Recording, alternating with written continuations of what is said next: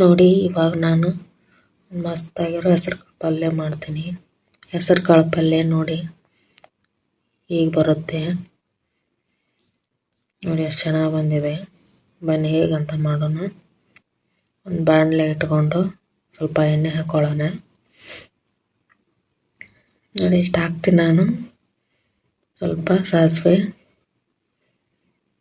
ಜೀರಿಗೆ ಚಟ್ಪಟ ಅಂತ ಸಿಡಿಲಿ. ನಂತರ ಒಂದು ಬೆಳ್ಳುಳ್ಳಿ ಜಜ್ಜಿ ಇಟ್ಕೊಂಡಿದ್ದೆ ಅದನ್ನು ಹಾಕ್ತೀನಿ. ಸ್ವಲ್ಪ ಕರಿಬೇವು ಸೊಪ್ಪು, ಸ್ವಲ್ಪ ಲೈಟಾಗಿ ಫ್ರೈ ಆಗಲಿ. ಈರುಳ್ಳಿ ಹೆಚ್ಚಿಟ್ಟಿದ್ದೆ, ಈರುಳ್ಳಿ ಹಾಕ್ತೀನಿ ನೋಡಿ. ಅದು ಕೂಡ ಕೆಂಪಗಾಗಲಿ ಸ್ವಲ್ಪ. ಒಂದು ಸಣ್ಣ ಟೊಮೆಟೊ,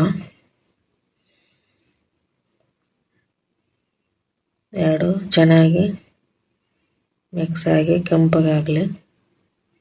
ರುಚಿಗೆ ತಕ್ಕಷ್ಟು ಉಪ್ಪು, ಅರಿಶಿನ ಪುಡಿ ಮತ್ತು ಮಸಾಲೆ ಪುಡಿ ನೋಡಿ ಹೇಗೆ ಕಾಣ್ತಾ ಇದೆ. ಸ್ವಲ್ಪ ಗರಂ ಮಸಾಲ ಪುಡಿ. ನೀವು ರೊಟ್ಟಿ ಜೊತೆ ಚಪಾತಿ ಜೊತೆ ಮಾಡ್ಕೋಬೋದು. ಸ್ವಲ್ಪ ಟೊಮೆಟೊನ ಹಾಕೋದ್ರಿಂದ ಸ್ವಲ್ಪ ಬೆಲ್ಲ ಹಾಕೋತೀನಿ ನೋಡಿ. ಈಗ ಚೆನ್ನಾಗಿ ಕೈ ಆಡಿಸ್ಬೇಕು. ಎಣ್ಣೆಯಲ್ಲಿ ಸ್ವಲ್ಪ ಹಸಿ ಖಾರ ಹಾಕೋತೀನಿ.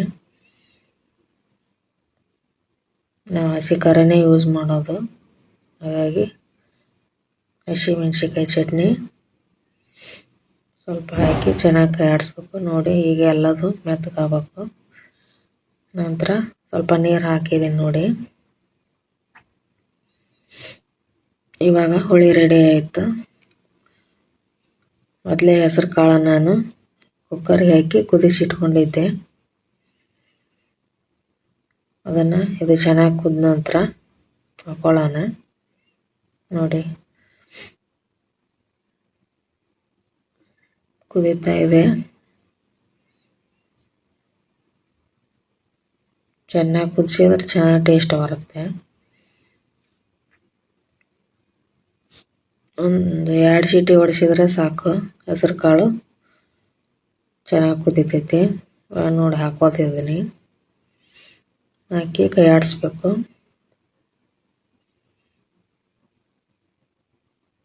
ಹಾಕಿದ ನಂತರ ಸ್ವಲ್ಪ ಕುದ್ರೆ ಸಾಕು. ಯಾಕಂತ ಮೊದಲ ಬೇಳೆ ಕುದಿರ್ತಾವು ಎಲ್ಲ ಸಾರು ಕಾಳು.